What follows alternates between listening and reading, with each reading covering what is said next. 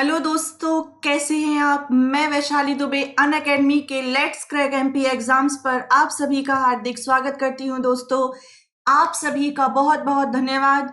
मैं दोस्तों मध्य प्रदेश के पूरे जो हमारी सीरीज चल रही है मध्यकालीन भारत के बारे में, उसे मैं कंटिन्यू करूंगी। साथ ही साथ आप लोगों ने कमेंट बॉक्स में बोला है कि प्राचीन और मध्यकालीन, साथ ही साथ आधुनिक। दोस्तों आप बिल्कुल टेंशन मत लीजिए, हम मध्यकालीन भारत को भी पूरा कवर करेंगे, आधुनिक काल के भारत को भी पूरा कवर करेंगे और प्राचीन। साथ ही साथ हम मध्य प्रदेश के तरीके की जो पढ़ते हैं, हम उस तरीके को भी एक नया सृजन देंगे कि कैसे हमें चीजों को पढ़ना है, कि कैसे जो हमारा पूरा मध्य प्रदेश है हम पूरा पढ़ लेते हैं, लेकिन फिर भी जब क्वेश्चन आता है तो हमें उसका आंसर जो है वो कभी कभी पता नहीं होता। तो दोस्तों मैं मध्य प्रदेश को एक नए नजरिए से, एक नई चीजों के साथ आप लोगों को पढ़ाऊंगी। दोस्तों इसे लाइक कीजिए, वीडियो को डायरेक्ट शेयर करते जाइए और देखते जाइए। और सबसे इंपॉर्टेंट बात दोस्तों, हमारी इस जो टीम है इससे इस प्लेटफॉर्म को सब्सक्राइब कीजिए ताकि आने वाले जो सभी नोटिफिकेशन है वो आपको लेक्चर्स मिलते रहे। दोस्तों ये हमारी टीम है जो लगातार आपकी क्लासेस ले रही है दोस्तों। और साथ ही साथ मैं यदि बात करूं खुद की, तो मेरा नाम वैशाली दुबे है। जैसा आप जानते हैं कि मैं आपके मध्य प्रदेश स्पेसिफिक जीके की क्लास ले रही हूं। साथ ही साथ मेरा एक और लेक्चर चल रहा है जो है आपदा प्रबंधन। चूंकि एमपीपीएससी फोकस करते हुए ही मैं पढ़ा रही हूं, तो हम आपदा प्रबंधन पढ़ रहे हैं जो 2 बजे, जिसकी लेक्चर की टाइमिंग जो है वो 2 बजे है। साथ ही साथ जिसमें एक दिन हम है वो पूरा डिस्क्रिप्शन, पूरा डिस्क्राइब करते हुए पढ़ते हैं और दूसरे दिन हम उसके ऑब्जेक्टिव लगाते हैं। और जैसा कि ऑब्जेक्टिव लगा रहे हैं हम, तो उसमें पूरा का पूरा व्यापम भी कवर हो रहा है, साथ ही साथ हमारी प्री की भी तैयारी चल रही है। दोस्तों अनअकैडमी के प्लेटफॉर्म के माध्यम से आप घर बैठे संपूर्ण तैयारी कर रहे हैं। और साथ ही साथ मेरी पूरी टीम के यदि आप सब्सक्रिप्शन लेते हैं तो घर बैठे ही पूरा का पूरा जो मेंस है वो भी कवर कर सकते हैं। साथ ही साथ हमारे यहाँ पे लाइव क्लासेस चल रही हैं, टेस्ट सीरीज की चल रही हैं, एमसीक्यूज चल रही हैं। मैं आपको आंसर राइटिंग का भी तरीका बताऊंगी। कुछ ही दिनों में मेरी लाइव क्लासेस आने वाली है जहां पर मैं स्पेशल क्लास के माध्यम से हम आमने सामने होंगे और पूरा का पूरा जो भी आपके डाउट है वो मैं क्लियर करूंगी कि कैसे हमें पढ़ना चाहिए, कि क्या क्या हम ऐसा छोड़ देते हैं, क्या हम पढ़ें क्या ना पढ़ें। पूरी बुक उठा के, कई बार लोग पूरी बुक उठा के पढ़ते हैं, तो मैं आपको वो सब नहीं करना है। हम स्पेशल क्लासेस में जब हम लाइव आएंगे और आपके क्वेश्चंस का मैं डायरेक्ट आंसर देती जाऊंगी कि करंट अफेयर्स के लिए हमें क्या पढ़ना है, एमपी के करंट अफेयर्स के लिए हमें क्या पढ़ना चाहिए। साथ ही साथ हमें एमपी की कौन कौन सी बुक्स के बारे में पता होना बहुत जरूरी है कि किस पार्ट में क्या दिया हुआ है। हम मेंस की भी बुक्स के बारे में बात करेंगे। साथ ही साथ मैं कुछ स्पेशल क्लासेस भी लेके आ रही हूं जहां पर हम पूरा का पूरा स्पेशल टॉपिक को कवर करते हुए आगे बढ़ेंगे। दोस्तों हमारी ये टीम है टॉप एजुकेटर्स के रूप में लगातार आपको क्लासेस दे रही है। यदि आप व्यापम का और एमपीपीएससी का सब्सक्रिप्शन लेना चाहते हैं तो आज ही आप डाउनलोड कीजिए अनअकैडमी लर्निंग ऐप। दोस्तों अनअकैडमी लर्निंग ऐप, जहां पर आपको कोड यूज करना है वैशाली 10, जहां आपको 10% के डिस्काउंट के साथ 7,000 का जो पूरा का पूरा कोर्स है वो मिलेगा 6,300 रुपए में। दोस्तों मात्र 6,300 रुपए में मिलेगा। और यदि आप 2 साल का सब्सक्रिप्शन लेते हैं तो ये आपको मिलेगा 10% डिस्काउंट के बाद 7,560 रुपए में। दोस्तों मात्र 7,560 रुपए में। चलिए स्टार्ट करते हैं आज का हमारा टॉपिक। आज का जो हमारा टॉपिक है वो है कि निमाड़ में कैसे मुगलों से संपर्क हुआ, निमाड़ में फारूकी जो वंश का शासन है, सूफी परंपरा है, उसका उदय कैसे होता है। मोस्ट इंपॉर्टेंट है, आज हम ऐसे सूफी संतों के बारे में पढ़ेंगे जिनके मकबरे, जिनकी मजार, जिनके उपनाम जो है वो बहुत ही महत्वपूर्ण है। लास्ट तक इस वीडियो को जरूर देखिएगा। और फारूकी शासन में रचित साहित्य कि कौन कौन से साहित्य हैं जो रचे गए हैं। चलिए स्टार्ट करते हैं बिना टाइम वेस्ट किए हुए। देखिए सबसे पहले हमें पढ़ना है, कल हमने पढ़ा था, थोड़ा सा देख लेते हैं कि मुगल अधिपत्य के बाज बहादुर ने जो है वो क्या करता है कि बाज बहादुर का और अकबर की तरफ से आदम खां का युद्ध होता है। और साथ ही साथ 1562 के अंत में जो है वो बाज बहादुर अकबर की अधीनता स्वीकार कर लेता है। अब अकबर की अधीनता स्वीकार तो कर लेता है, जैसे कि हमने ये देखा कि 12 मार्च 1561 को मालवा विजय होती है और 1562 के अंत में ही मालवा जो है वो मुगल साम्राज्य में मिला लिया जाता है। कल हमने यहाँ तक देखा था। अब इसके बाद हमें आज के लेक्चर में पढ़ना है कि निमाड़ में फारूकी शासन। तो दोस्तों होता ये है कि 15वीं और 16वीं शताब्दी में 15वीं और 16वीं शताब्दी में जो मध्य प्रदेश का पश्चिमी हिस्सा था, यानी कि वर्तमान में जो बुरहानपुर जिले का इलाका है उसे खानदेश के नाम से जाना जाता था। अभी जो वर्तमान में बुरहानपुर है उसे खानदेश के नाम से जाना जाता था। और यहाँ पे फारूकी सुल्तानों के अंतर्गत ये पूरा का पूरा शासन था। यहाँ पे जैसे कि मुगल होते हैं वैसे ही क्या है, एक शासक है या एक पूरा का पूरा वंश चलता है जिसका नाम है फारूकी। जैसे कि बाबर आया तो मुगल वंश की स्थापना हुई, वैसे ही हम देखेंगे आगे कि फारूकी वंश की स्थापना जो है वो किसने की थी। तो दोस्तों बुरहानपुर में ही आता है असीरगढ़ का किला। तो असीरगढ़ के किले की बात करें तो असीरगढ़ के किले को दक्कन के रास्ते का फहरुआ माना जाता है। फहरुआ मतलब दोस्तों ये हुआ कि जो बुरहानपुर है वो कहाँ आता है, मध्य प्रदेश के दक्षिण पश्चिमी भाग पर आता है। और जब बुरहानपुर को ही पार करके जो शासक होते थे वो कहाँ प्रवेश करते थे, दक्षिण भारत में प्रवेश करते थे। और यहाँ से ही मतलब हम कह सकते हैं कि वो दक्कन के रास्ते को पार करते थे। इसी कारण असीरगढ़ के किले को क्या कहा जाता है दोस्तों, दक्कन के रास्ते का फहरुआ माना जाता है या दरवाजा माना जाता है या मार्ग माना जाता है।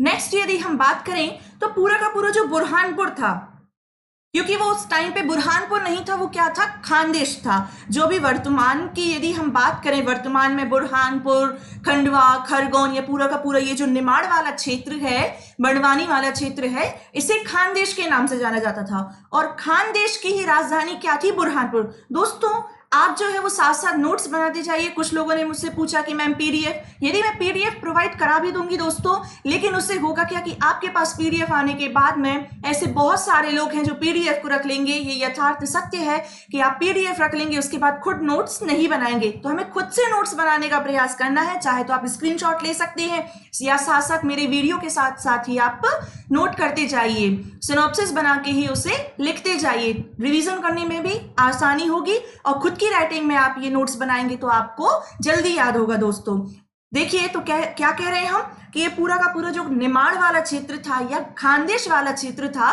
तो उसकी राजधानी क्या थी इस टाइम पे, बुरहानपुर थी। हम कब की बात कर रहे हैं यहाँ पे, 15वीं और 16वीं शताब्दी की। मतलब कि ये पूरा का पूरा 1500 से लेके 1600 1650 टाइम पीरियड वाला जो काल था, यहाँ पे क्या था कि फारूकी वंश ने शासन किया था। अब यहाँ पे देखते हैं कि बुरहानपुर खानदेश की सल्तनत की राजधानी थी और असीरगढ़ इस सल्तनत का सबसे महत्वपूर्ण और सुरक्षित किला था। नेक्स्ट हम देखें कि यहाँ पे मुगलों का कैसे संपर्क आया। तो हुआ दोस्तों ये था कि जब 1561 में, हम स्टोरी समझते हैं कि देखिए 1561 में सबसे पहले जो बाज बहादुर था उसने क्या किया था कि गढ़मंडला पर आक्रमण किया था।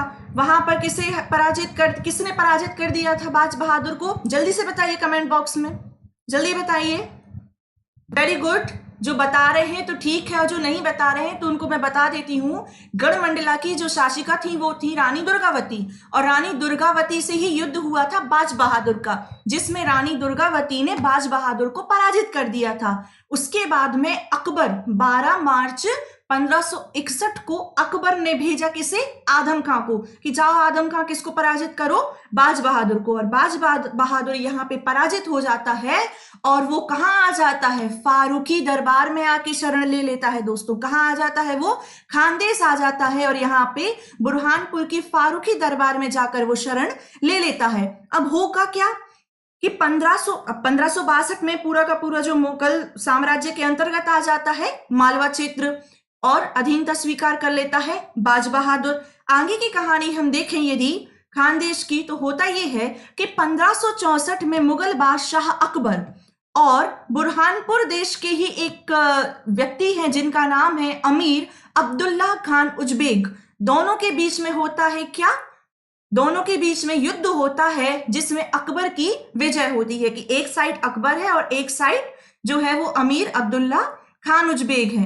तो ये क्या रहता है कि ये पहले मुगल का ही सेनापति रहता है, लेकिन यहाँ पे वो क्या कर लेता है, विद्रोह कर देता है और आगे जाके इन दोनों के बीच में युद्ध होता है। और इस प्रकार से खानदेश का एक किला था जिसका नाम था बीजागढ़। दोस्तों, जिसका नाम क्या था, बीजागढ़। और बीजागढ़ पर ही अकबर जो है वो क्या कर लेता है, अधिकार कर लेता है।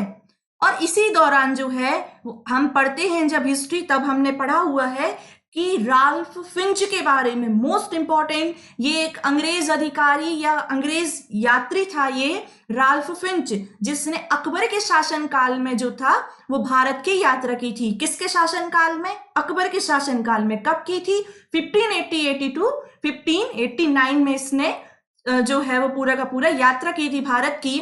यदि हम इसके बारे में देखें तो हुआ ये है कि राजा अली खान के समय इसने, राल्फ फिंच ने भारत की यात्रा की थी। उस टाइम पे कौन था, राजा अली खान, मतलब पूरा का पूरा जो खानदेश था। तो देखिए, अकबर का तो शासन चल रहा है, लेकिन अकबर भी किसी न किसी व्यक्ति को सूबेदार तो नियुक्त करेगा, खुद तो आके हर जगह बैठेगा नहीं। तो यहाँ पे खानदेश में किसका शासन चल रहा है, राजा अली खान का। और राजा अली खान के समय ही क्या हुआ है, राल्फ फिंच ने भारत की यात्रा की थी। और ये हुआ क्या था कि ये बुरहानपुर से गुजरा था, क्योंकि ये पूरे भारत का भ्रमण करने आया था। तो क्या हुआ था कि ये खंबात चौल से होते हुए सन 1588-1589 में बुरहानपुर से गुजरा था, जहां पर राल्फ फिंच ने लिखा है कि बुरहानपुर के सिक्के एक तरह की चांदी के बने होते थे, जो गोल होते थे, मोटे होते थे, और उनकी कीमत कितनी होती थी दोस्तों, 20 पैसा। उस टाइम पे 20 पैसा भी बहुत बड़ी कीमत होती थी। तो ये लिखते हैं, राल्फ फिंच जी लिखते हैं बुरहानपुर से प्राप्त सिक्कों के बारे में कि ये जो सिक्के थे वो चांदी के बने हुए होते थे और इनकी आकृति गोल थी तथा मोटे होते थे और उसकी कीमत 20 पैसे होती है दोस्तों। नेक्स्ट, यदि हम बात करें, कुछ लोग सोच रहे होंगे कि हम ये सब क्यों पढ़ रहे हैं, तो दोस्तों हम ये सब पढ़ने का कारण ही हमारा ये है कि क्वेश्चन आ जाता है कि राल्फ फिंच ने बुरहानपुर की यात्रा कब की, या राल्फ फिंच ने मध्य प्रदेश के किस हिस्से की यात्रा की और वहां का शासक कौन था। तो ऐसे छोटे छोटे क्वेश्चंस हैं वो बन सकते हैं। और ये जो है वो पूरा का पूरा मैं एक बुक से नहीं, बहुत सारी दोस्तों ये जो डेटा है वो हर बुक में अवेलेबल नहीं है। मुझे भी बहुत संघर्ष के बाद इसे प्राप्त हुआ है, मुझे भी ये। और ये जो नोट्स बन रहे हैं आप साथ साथ बना दीजिए, क्योंकि ये एक बुक्स की नहीं है, बहुत सारी बुक्स का कॉम्बो है ये।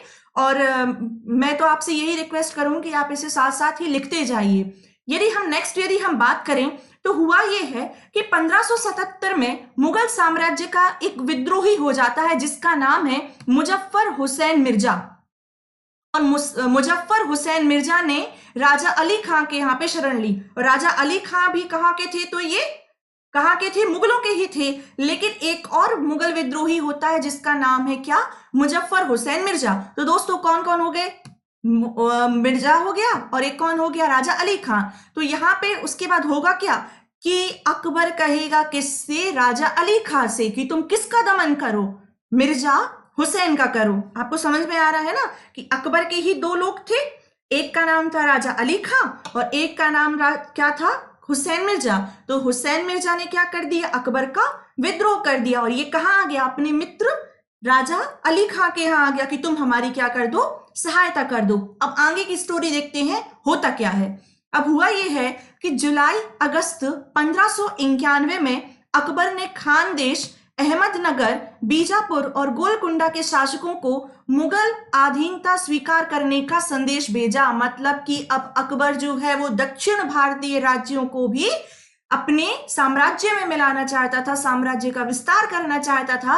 और इसी कारण अकबर ने खानदेश, अहमदनगर, बीजापुर और गोलकुंडा के शासकों से कहा कि आ जाओ, तुम हमारे अधीनता स्वीकार कर लो वरना युद्ध करो।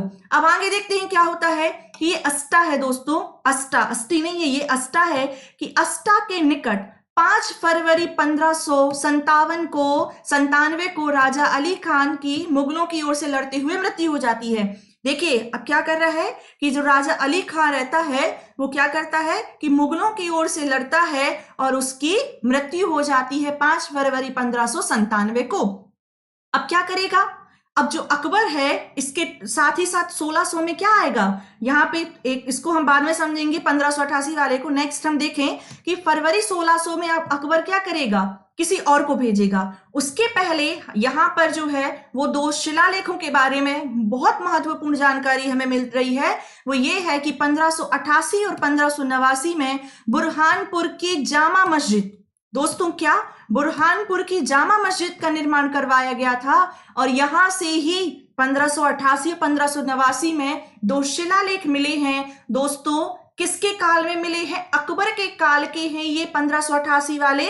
और साथ ही साथ ये किस भाषा में हैं, तो ये अरबी और संस्कृत भाषा में है। और कहाँ मिले हैं, तो ये खानदेश के बुरहानपुर या अभी वर्तमान में बुरहानपुर से मिले हैं। क्या मिले हैं, दो शिलालेख मिले हैं। दोस्तों हमने पहले वाले लेक्चर में भी हमने पढ़ा था कि दो शिलालेख मिले थे बटियागढ़ से। दोस्तों याद आया आपको, हमने पढ़ा था कि बटियागढ़ से। तो जल्दी जल्दी बताइए कि उसमें किसके शासनकाल के बारे में वर्णन किया गया है। कमेंट बॉक्स में जरूर बताइएगा कि बटियागढ़ से, दमोह जिले के बटियागढ़ से जो शिलालेख प्राप्त हुए हैं वो किसके शासनकाल के हैं, दोस्तों जरूर बताइएगा। ठीक है, तो यहाँ पे क्या है कि बुरहानपुर में ही जामा मस्जिद का निर्माण किया गया है। साथ ही साथ अरबी और संस्कृत के दो शिलालेख भी मिले हैं। और यहाँ पर क्या कह रहे हैं, उसके बाद हुआ ये कि 1597 में, अपनी स्टोरी आगे बढ़ाते हैं, कि 1597 में राजा अली खां की क्या हो जाती है, मृत्यु। अब अकबर क्या करेगा कि असीरगढ़ के किले को जीतने के लिए क्या करेगा, आक्रमण करेगा। और होता यह है कि 31 मार्च सन 1600 को अकबर बुरहानपुर पहुंचता है। कब पहुंचता है, 31 मार्च सन 1600 को अकबर खुद अब आता है, किसी अपने सूबेदार को नहीं पहुंचाता है। लेकिन यहां देखिए कि दूसरे ही दिन जो है वो आजम अजीज कोका, आसफ खां, शेख फरीद, अबुल फजल को असीरगढ़ घेरने का हुक्म देता है। मतलब अकबर के साथ हैं वो, इतने सारे लोग हैं, आते हैं और वो कहता है कि आप पूरे के पूरे असीरगढ़ के किले को घेर लो। और इस प्रकार फरवरी 1601 में असीरगढ़ के किले पर अकबर का अधिकार होता है। 1600 में अकबर आता है, 31 मार्च 1600 को अकबर आता है और पूरा का पूरा फरवरी 1601, ये भी हमें याद रखना है कब हुई है असीरगढ़ की विजय। तो ये जरूर याद रखिए, 1601 तो पता है हमें, लेकिन कब हमें मंथ भी याद रखना है। फरवरी 1601 में असीरगढ़ के किले को अकबर जीत लेता है और यही अकबर की अंतिम विजय भी मानी जाती है दोस्तों। नेक्स्ट यदि अब हम बात करें कि बुरहानपुर में सूफी परंपरा कैसे स्टार्ट होती है, ये मोस्ट इंपॉर्टेंट है कि बुरहानपुर की सूफी परंपरा। तो दोस्तों बात यह है कि जब जो फहरुआ वंश रहा है वहां पे वो क्या थे, एक प्रकार के सूफीवाद के संबंधित थे। तो इस प्रकार पूरा का पूरा जो सूफीवाद रहेगा वो बुरहानपुर में रहेगा। तो 15 और 16वीं सदी में भारत के ज्यादातर जो संत थे वो कहाँ रहे थे, बुरहानपुर में रहे थे। और इस प्रकार भारत में अजमेर के ख्वाजा मुइनुद्दीन चिश्ती सूफी संत जो थे वो भी एक बार बुरहानपुर की यात्रा के लिए खानदेश में आए थे और जिनका देहांत 1234 ईस्वी में हो गया था। दोस्तों ये क्वेश्चन पूछा जा चुका है कि अजमेर के थे, ये तो हमें पता है कि शेख मुइनुद्दीन चिश्ती की जो दरगाह है वो कहां पर है, अजमेर में है। लेकिन इनका जो देहांत का सन है वो क्या है, 1234 है। हमें इसे याद रखना है कि 1234 में क्या हुई थी, शेख मुइनुद्दीन चिश्ती की मृत्यु हुई थी। और जो पूरा का पूरा जो सूफी परंपरा है या जो सूफियों की जो शाखाएं हैं वो 14 शाखाओं में विभाजित थे ये। और 14 शाखाओं में से जो 4 थी वो बेहद ही महत्वपूर्ण है, चिश्तिया, सुनहरावादी परंपरा, कादरिया और एक है नक्शबंदी। दोस्तों नक्शबंदी जो है वो सबसे कठोर शाखा मानी जाती है, जिसका जो औरंगजेब है वो किस शाखा से संबंधित था, ये भी एक क्वेश्चन आया हुआ था।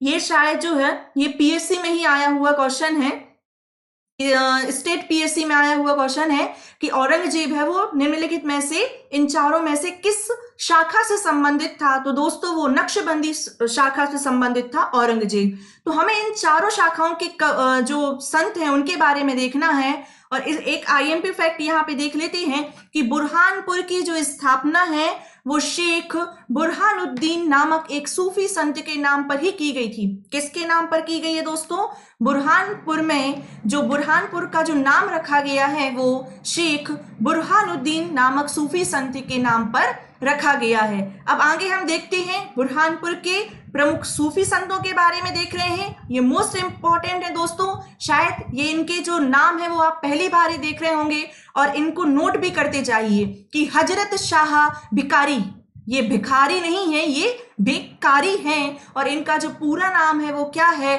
कुतुब मौलाना निजामुद्दीन। दोस्तों कुतुब मौलाना निजामुद्दीन, ये 3 मार्कर भी पूछा जा सकता है एमपीपीएससी में, ये 3 मार्कर बन सकता है दोस्तों कि हजरत शाह भिकारी। तो ये क्या है कि इनका जो पूरा नाम है वो क्या है, कुतुब मौलाना निजामुद्दीन है। और साथ ही साथ इनका जो जन्म स्थान था वो अजोधन था, जो वर्तमान में पंजाब प्रांत का भाग है या पंजाब में आता है। और इनकी जो मृत्यु है वो 1503 में हो गई थी। इनकी जो दरगाह है वो कहां पर है, बुरहानपुर में है। और बुरहानपुर में भी किस नदी के तट पर है, तो ये भी हमें पता होना जरूरी है कि बुरहानपुर में ये उतावली नदी के तट पर स्थित है। ये ताप्ती की एक छोटी सी सहायक नदी है जिसका नाम है उतावली। ये बहुत छोटी सहायक नदी है बुरहानपुर में और इनकी दरगाह का नाम क्या है, तो बुरहानपुर में इनकी दरगाह है उतावली नदी के तट पर। साथ ही साथ यहाँ पर इस दरगाह पर एक प्रमुख उर्स भी मनाया जाता है जिसका नाम है रबी उल अव्वल। जिसका नाम क्या है, रबी उल अव्वल। दोस्तों मोस्ट इंपॉर्टेंट है, व्यापम में तो पूछे जाने की बिल्कुल 100% प्रोबेबिलिटी है इसकी कि ये पूछा ही जा सकता है। साथ ही साथ यदि हम इनकी बात करें तो फिर से देखते हैं, इनका पूरा नाम क्या है, कुतुब मौलाना निजामुद्दीन है। इनका जो जन्म स्थान है वो अजोधन पंजाब है। इनकी मृत्यु 1503 में हुई थी। इनकी जो दरगाह है वो बुरहानपुर में उतावली नदी के तट पर है और यहाँ पर प्रति वर्ष एक उर्स मनाया जाता है जिसका नाम है रबी उल अव्वल।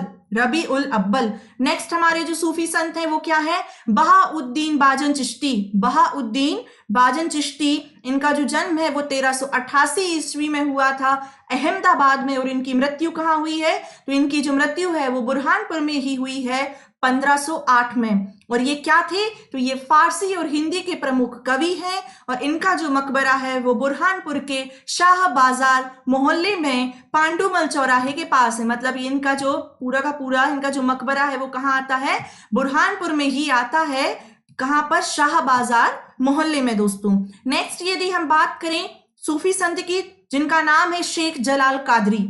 शेख जलाल कादरी, शेख जलाल कादरी की बात करें, आपको जॉली एलएलबी याद आ रही होगी, लेकिन ये वो वाले कादरी नहीं है। शेख जलाल कादरी हैं दोस्तों, जिनका जन्म हुआ था दिल्ली में और इनकी मृत्यु हुई है 1519 में बुरहानपुर में। देखिए ये क्या थे कि ये गुरु की खोज में मांडू आए हुए थे, क्योंकि बहुत सारे जो सूफीवादी संत थे वो बुरहानपुर में बसते थे और इस प्रकार जो ये शेख जलाल कादरी हैं ये गुरु की खोज में आए थे बुरहानपुर। और शेख बहाउद्दीन अंसारी का शिष्यत्व ग्रहण किया था कि ये इनके जो गुरु थे वो कौन हुए थे, गुरु की खोज में आए और शेख बहाउद्दीन अंसारी को ही इन्होंने अपना गुरु बना लिया दोस्तों। ठीक, नेक्स्ट यदि हम बात करें सूफी संत की तो वो है मलिक सरफुद्दीन। मलिक सरफुद्दीन, देखिए मलिक सरफुद्दीन को इनका एक उपनाम भी है जो क्या है कि शहबाज। मलिक सरफुद्दीन को शहबाज के नाम से भी जाना जाता है दोस्तों। इनके पिता का नाम मलिक अब्दुल कद्दूस था और साथ ही साथ यदि बात करें तो इनकी मृत्यु कहाँ हुई थी, बुरहानपुर में ही हुई थी। नेक्स्ट हमारे जो संत हैं जिनका नाम है शाह मंसूर। दोस्तों ऐसा भी क्वेश्चन आ सकता है कि निम्नलिखित में से कौन से जो संत हैं वो बुरहानपुर की यात्रा जिन्होंने नहीं की, या ऐसे कौन से संत हैं जिन्होंने बुरहानपुर की यात्रा की, या इनके उपनाम के बारे में पूछा जा सकता है या 3 मार्कर में भी पूछा जा सकता है। साथ ही साथ इनके मकबरे के बारे में भी पूछा जा सकता है। फिर नेक्स्ट हम देखते हैं कि शाह मंसूर, इनके पिता का नाम मलिक जलाल था दोस्तों। क्या था, मलिक जलाल था और ये फारूकी सुल्तान आदिल खान के मंत्री थे। कौन, मलिक जलाल। मलिक जलाल जो थे ये फारूकी सुल्तान आदिल खान के मंत्री थे और इनके शाह मंसूर के पिताजी थे। नेक्स्ट यदि हम बात करें इनकी मृत्यु की तो इनकी मृत्यु हो गई थी 1549 में हो गई थी और ये मंसूर उपनाम से कविताएं लिखते थे। किस नाम से, जैसे बहादुर शाह जफर है वो जफर नाम से कविताएं लिखा करते थे, वैसे ही जो शाह मंसूर है ये मंसूर नाम से कविताएं लिखा करते थे।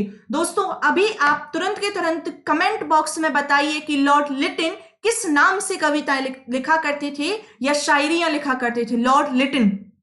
इसे जरूर बताइएगा। और नेक्स्ट लेक्चर में यदि आप कमेंट बॉक्स में नहीं बताएंगे तो मैं आपको जरूर बताऊंगी कि जो लॉर्ड लिटन है वो किस नाम से कविताएं या शायरियां लिखा करते थे। नेक्स्ट यदि हम बात करें सैयद मोहम्मद कादरी की, सैयद मोहम्मद कादरी, तो इनके जो पिता थे वो प्रसिद्ध संत अब्दुल कादरी जिलानी थे और असीरगढ़ में आकर बस गए थे 1577 में। नेक्स्ट हमारे जो संत हैं वो कौन है? सूफी संत हैं शेख यूसुफ चिश्ती। शेख यूसुफ चिश्ती, शेख फरुद्दीन जो गंजेश शंकर के वंशज थे ये, साथ ही साथ ये शेख मुइनुद्दीन के पुत्र थे और इनकी मृत्यु 1543 में हो गई थी और इनका जो मकबरा है वो बुरहानपुर में ही बनाया गया है दोस्तों। नेक्स्ट है मियां अबा सत्तारी। मियां अबा सत्तारी, तो ये सत्तारी शाखा के थे दोस्तों। इनमें बोर होने की जरूरत नहीं है कि आपको लग रहा होगा कि हम ये क्यों पढ़ रहे हैं, ये मोस्ट इंपॉर्टेंट है। अभी आपको ये लग रहा हो कि अरे हमें इनको छोड़ देंगे तो दोस्तों आप एक नंबर गवा भी देंगे। यदि धोखे से एक नंबर का ही सिलेक्शन का खेल होता है कि एक नंबर जो है वो आपको सफलता दिला सकता है और एक नंबर आपकी सफलता से कोसों दूर भी ले जाया जा सकता है, कि एक साल जो है वो पूरा का पूरा हमें स्ट्रगल बढ़ जाता है। तो आप जो है वो इन्हें ऐसे ना पढ़ें कि हम छोड़ दें, आप इन्हें जो है वो लिखते जाइए, एक दो बार रिवीजन करते जाइए तो अपने आप हमें याद होता जाएगा। नेक्स्ट यदि बात करें कि शाह तकी नकी मोहम्मद बुरहानपुर इब्राहिम, तो इन्हें मियां के नाम से जाना जाता है दोस्तों, मियां के नाम से। अभी देखिए मोस्ट इंपॉर्टेंट है ये कि आ जाए, यही क्वेश्चन आ जाए कि मियां के नाम से किसे जाना जाता है, तो हमें पता होना चाहिए कि मियां के नाम से शाह तकी नकी मोहम्मद बुरहानपुर इब्राहिम को जाना जाता है।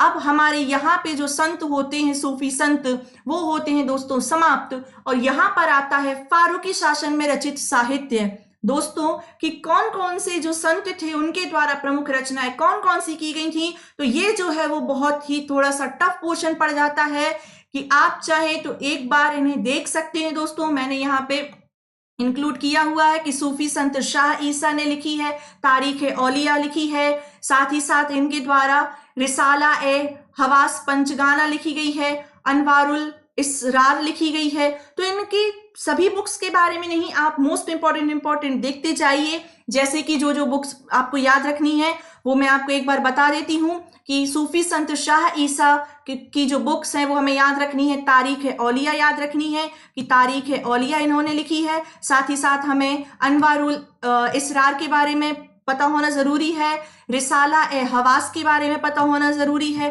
नेक्स्ट हम बात करें कि शेख अली मुत्तकी के बारे में, तो इनकी जो बुक है वो मोस्ट इंपॉर्टेंट हो जाती है कि तब्बाइन ए तरीक। तब्बाइन ए तरीक किसकी बुक लिखी गई है या किसकी रचना है? तो तब्बाइन ए तरीक जो है वो शेख अली मुत्तकी की रचना है। नेक्स्ट यदि हम बात करें हजरत मोहम्मद हाशिम किशमी की, तो इनकी जो बुक है वो दोनों इंपॉर्टेंट हो जाती हैं कि जबतुल मकामत और साथ ही साथ रब्बानी जो है वो इनकी बुक है। नेक्स्ट हम देखें तो हजरत बुरहानुद्दीन की, तो शेख हजरत बुरहानुद्दीन की जो बुक है वो हवाला ए बातिन तथा हवाला ए जाहिर मोस्ट इंपॉर्टेंट है, और हवाला ए आखिर। इनकी तीन बुकें हमें याद ही होनी चाहिए कि हजरत बुरहानुद्दीन की हवाला ए आखिर, हवाला ए जाहिर और हवाला ए बातिन इनकी बुक के नाम है। साथ ही साथ हजरत शेख उस्मान की तो तोजी, और साथ ही साथ शेख ताहिर मुहर्रिस की है मजमा उल बहार। दोस्तों यहाँ हमने पूरा का पूरा फारूकी वंश को पढ़ा है। नेक्स्ट मेरा जो लेक्चर होगा वो होगा मोस्ट इंपॉर्टेंट, जिसमें हम पढ़ेंगे गोंड वंश के शासन को, और पूरा का पूरा जो गोंड वंश है वो हम मेंस पॉइंट ऑफ व्यू से पढ़ेंगे, तो हमारा प्रीलिम्स पॉइंट ऑफ व्यू से तो कवर हो ही जाएगा। आई होप आप सभी को समझ में आ रहा होगा दोस्तों। मेरे कोड वैशाली 10 को जरूर यूज कीजिए, सब्सक्रिप्शन लीजिए, हमारे चैनल को लाइक कीजिए, सब्सक्राइब कीजिए और वीडियो को शेयर जरूर कीजिए। यदि आपको लग रहा है कि आपको कुछ नया सीखने को मिल रहा है तो वीडियो को लाइक जरूर कीजिए दोस्तों।